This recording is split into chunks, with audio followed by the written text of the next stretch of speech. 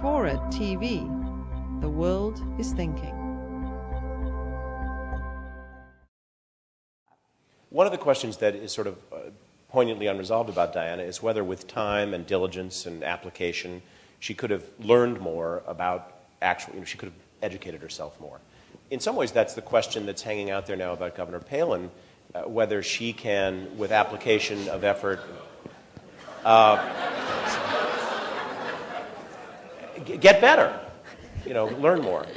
Is there anything she could learn from Diana? Maybe Todd Palin will learn about architecture, and then he'll be like Prince Charles. I think that there is, oddly enough, there are a few similarities in a strange way. I think that Sarah Palin is also very intellectually insecure, and I think there's nothing more insecure-making than tremendous fame allied to a feeling that you really don't know very much.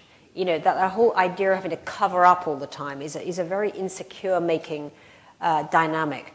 But Sarah Palin does not have what Diana had, which was as uneducated as Diana was intellectually. She had this hugely developed emotional intelligence that really was quite an inspiring thing to see. And I think what Diana did have as well was the ability to turn her insecurities and her woundedness into something that really became positive for other people. She took all that mishigas that was going on and directed it outwards and said, I'm going to make something out of this.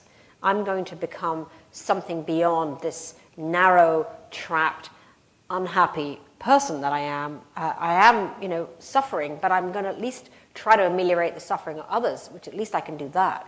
And she did. And that was immensely brave. That took a lot of character to do that. And a lot of bravery, too. When she went to do that AIDS ward in 1986, the first time a royal had ever been anywhere near an AIDS patient, it was a major gesture. It really was. When she, at the time, amazingly enough, the great sort of front page story was that Diana hadn't worn gloves when she shook hands with the AIDS patients. But it was the handshake that went around the world. It really did break down feelings about AIDS and the fact that people had been feeling to be pariahs, and she said, they are not pariahs, I will embrace them. It was an extraordinary act of courage, a gestural courage in every way.